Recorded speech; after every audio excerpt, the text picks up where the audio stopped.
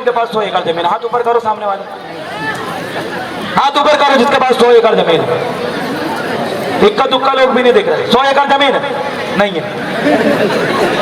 हालात इतना गंभीर है, मैंने क्या बताया? अब की बार आपको बोलना है मालक है, मालक है। आदिवासी देश का मालक है, आदिवासी देश का मालक है। सरकार देश की चालक है, सरकार देश की चालक है। जय जोहर का नारा है। जिनका ये भारत देश है, आप लोगों से मैं पुनः अपील करता हूं, इस बार हमारी सरकार, अब 3 चीज याद रखा, मैं आपको 3 चीज का मूल मंत्र दे रहा हूं। एक है मान सम्मान, एक है दान, दूसरा है सम्मान और तीसरा है मतदान। आप गुलाम क्या हो पता है? आप गुलाम इसलिए हो, मैं गुलाम किसको बोलता हूं? मेरे को साथी जिन्होंने एक बैनर जारी किया था कल से, जिस समाज के ऊपर, गुलाम की परिभाषा क्या है मेरे हिसाब से? जिस समाज के ऊपर अन्याय, अत्याचार, शोषण, भ्रष्टाचार, महिलाओं का बलात्कार, जमीन छीन रही है, उनको शोषण हो रहा है, वो समाज जिसके ऊपर अन्याय, अत्याचार, शोषण, भ्रष्टाचार होता है, उस समाज को गुलाम समाज कहते हैं। और जिस समाज के ऊपर ये शोषण, भ्रष्टाचार का कोई असर नहीं पड़ता, उसको शासक समाज कहते हैं। और आपको क्या बनना है? क्या बनना है? आपको अगर शासक बनना है तो 3 चीज मेरी याद रखिए। मैं लिख के दे रहा हूं आपको कि आने वाले समय में आपका यहाँ पर राज होगा, और आदिवासियों का जहां राज होता है वहां किसी का अपमान नहीं होता। याद रखना, ये 60% जमीनों में हमने कई गैर समुदायों के सम्मान पूर्वक जीने दिया, रहने दिया। वो 3 चीज क्या है? पहली क्या बोला मैंने? दान। गैर लोगों को दान 1 रुपया मत देना। दान उसी को देना जो तुम्हारी समाज के लिए मरने और लड़ने को तैयार है। दान उसी को देना जो दिन रात अपने बीवी बच्चों को छोड़कर सड़क में उतर के सिर्फ ये भोले वाली समाज के लिए लड़ रहा है। दान उसको देना जिसके अंदर दर्द है कि उसकी माता फटे कपड़े में उसके सामने बैठी है, उसको देना। दान उसको देना जो यहाँ के पूंजीपतियों को उखाड़ने की बात करता है, उसको आपको दान देना पड़ेगा। लेकिन अभी तक आपने दान अपने दुश्मनों को दिया। आपने सांप को दूध पिलाया, और जब सांप दूध पी के बड़ा हुआ तो तुमको ही डसा है। दूसरी चीज है, दान के बाद है सम्मान। आपने क्या किया? आपने दूसरों को अति से ज्यादा सम्मान दिया। पहले पुरखा कहते थे कि अपने चूल्हों के किनारे दूसरे को, बाहर के लोगों को मत बैठाना बेटा, बाहर के लोग चूल्हों के आगे ना आए। और आपने क्या किया? गैर लोगों को इतना सम्मान दे दिया, आपके वो चूल्हों के पास चले गए और आपकी माताओं बहनों के शरीर को नोच रहे हैं और बलात्कार कर रहे हैं। ये आपने सम्मान दिया ऐसे लोगों को। जिस दिन आप ऐसे लोगों से दूर हो जाओगे, जिस दिन ऐसे लोगों को सम्मान देना बंद कर दोगे, अपने लोगों का सम्मान दो। जो बुजुर्ग यहाँ पर दूर से आए उसको सम्मान दो। जो अधिकारी अपनी नौकरी को एक बहुत बड़ा संकट में डाल के तुम्हारे लिए लड़ रहा है, उसको सम्मान दो। वो पंडा पुजारी, वो भारे परिषद के लोग जो आपके लिए लड़ रहे हैं, उनको सम्मान दो। वो असली हक है उनको सम्मान का, तब जाके आप इस देश के शासक बनोगे। लास्ट चीज दान, मतदान, और लास्ट क्या है? सॉरी, दान, सम्मान और मतदान। मतदान आपने गैरों को किया है। मतदान का मतलब क्या होता है? मत मतलब अपनी बुद्धि, मत मतलब अपना फैसला लेने का, निर्णय लेने की क्षमता। उस मत को आपने क्या कर दिया? दान कर दिया। जोर से बोलो, क्या कर दिया? जोर से बोलिए माता बहने, क्या कर दिया? और जब आपने अपने मत को दान कर दिया तो आपने गलत लोगों को दान दिया है। हमेशा याद रखना, वोट और बेटी ये हमेशा इज्जतदार, सम्मान और जिनकी समाज में इज्जत है ऐसे लोगों को दी जाती है। लेकिन आपने बेटी जैसा, मतदान को जैसा बेटी के लिए आप रिश्ता छान छान के ढूंढते हैं कि वो लड़का पीता तो नहीं है, उसके पास 2 वक्त का खाना खिलाने के लिए पैसा है कि नहीं। आप जो सोच समझ के बेटी देते हो, उतनी सोच समझ के आपको वोट भी देना है। जब आपने मतदान सही लोगों को, इज्जतदार लोगों को आप दोगे, तब जाके आपके लोग शासक बनेंगे। अन्यथा शासक बन पाएंगे क्या? शासक बन पाएंगे क्या? शासक बन पाएंगे क्या? नहीं बनेंगे। इसलिए आप इस बात को समझिए, आपकी लड़ाई जो लोग नहीं लड़ते, उनके संगठन का, उनकी पार्टी का गमछा भी अपने गले में अगर आप डालते हो तो आपके लिए वो दुश्मन है। आपके लिए वो दुश्मन है। जब मैं जेल गया तो मेरे खिलाफ बजरंग दल के लोग सड़क में उतर गए।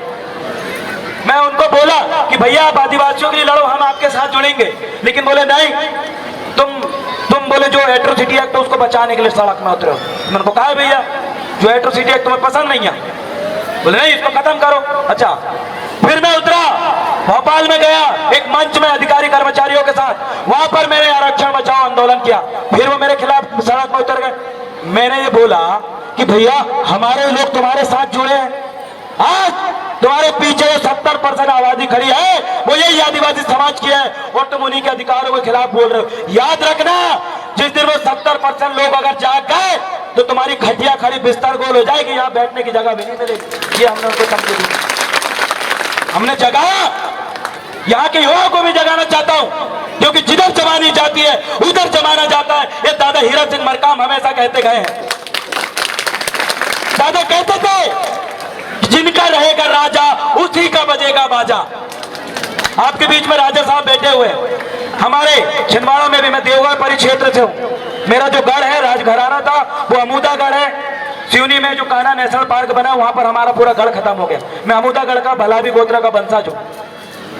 और हमारे छिंदवाड़ा में देवगढ़ है राजा जाटवा साहब धुरवा, उन्हीं के परिवार से जिन्होंने नागपुर बसाया वक्त बुलंद साहब हुई के, उन्हीं के परिवार से जिन्होंने भोपाल शहर बचाया भोपाल साहब सल्लाम है, उन्हीं के संबंध में जुड़े हुए लोग जिन्होंने जबलपुर, मंडला और बावनगढ़ और 57 परगना में राज किया 1750 साल, वो मरावी राजा भी हमारे क्षेत्र के हैं। और आज का भी जो संबंध है बावनगढ़ 57 परगना से, आज आप देखिए आपके बावनगढ़ और 57 परगना में हमारे पुरखों ने जिनको जमीन सौंपी, जंगल सौंपी, आज मुझे बताइए किसके पास कितना धन दौलत है। ये छत्तीसगढ़ का आप 70 साल पुराना इतिहास निकाल लो, पूरा का पूरा जमीन आदिवासी के नाम पे निकलेगा।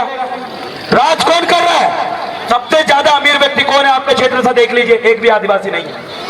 सबसे बड़ा प्राइवेट स्कूल किसके पास है देख लीजिए, एक भी आदिवासियों का नहीं है। सबसे बड़ा अस्पताल किसका है देख लीजिए, एक भी आदिवासियों का नहीं है। सबसे लग्जरी होटल इस छत्तीसगढ़ में आपका एक कवर्धा या कबीरधाम जिला में सबसे बड़ी लग्जरी 5 स्टार होटल किसकी आप देख लीजिए। इस कवर्धा में सबसे महंगी गाड़ी से कौन घूमता आप देख लीजिए। इस कवर्धा के कौन लोग हैं जो अपने बच्चों को विदेश में पढ़ाता आप देख लीजिए। इस कवर्धा में सबसे ज्यादा जिसका बड़ा घर है देख लीजिए किसका है। अधिकतर वो लोग मिलेंगे जो आदिवासी यहाँ के हैं नहीं, वो लोग हैं जिनका यहाँ से कोई वास्ता नहीं है, जिनका कोई इतिहास नहीं, वो लोग राज कर रहे हैं। क्यों? आपकी वजह से। क्यों? हमारे सम्मानीय राजा को इस बारे में सोचना चाहिए। आपके लिए प्रश्न चिन्ह है। हमने छिंदवाड़ा में राजा कमलेश शाह जी जागीरदार, उनके लगभग अभी मेरे साथ में आए बहुत सारे वरिष्ठ अधिकारी कर्मचारीगण, श्री राम दुर्बे जी है, महेश युवनाती जी है, और भी हमारे साथ आए राकेश भाई हैं, तुलसी धुर्वे जी है, श्याम धुर्वे जी हैं। इन्होंने हमारे राजा की लगभग 120 या 150 एकड़ जमीनों में किसी दूसरे का कब्जा था, ये उस जगह एंट्री करे और राजा को उस जमीन का सही इस्तेमाल करना हमारे जो प्रॉपर्टी डीलर उन्होंने बताया। और राजा ने खुश होकर उनको बहुत सारी जमीन भी दिया और बोला जाओ समाज के लिए यहाँ पर ट्रेनिंग सेंटर बनाओ, क्योंकि ये समाज जब सीखेगी, प्रशिक्षित होगी तो यही समाज हमारी तरह राज करेगी। आपको भी एक कदम उठाना पड़ेगा। आज ये समाज भोली वाली इसलिए है क्योंकि ये सोचती नहीं है, क्योंकि ना बिकने वाली समाज विचारों से खड़ी होती है। और जब ना बिकने वाली समाज, आपको अगर अपने समाज में ना बिकने वाले अगर नेता चाहिए, आप बार बार बोलते हो ना हमारा ये नेता बिक गया, ना बिकने वाला अगर आपको नेता चाहिए तो उससे पहले आपको ना बिकने वाली समाज बनाना पड़ेगा। जिस दिन ना बिकने वाली समाज अगर खड़ी हो गई तो याद रखना वो तुम्हारा नेता बिक जाएगा, लेकिन ये समाज अपने स्थान से टस और मस नहीं होगी और बोलेगी कि तुम दलाल हो सकते हो, हम दलाल नहीं हो सकते। वो समाज आपको खड़ा करना है।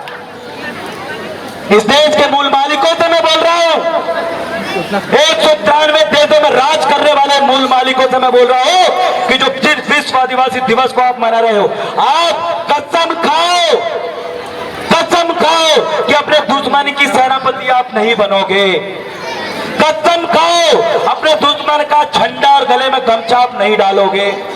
कसम खाओ कि अपने समाज के लिए लड़ने वाले लोगों के लिए आप अपनी जान न्यौछावर करोगे,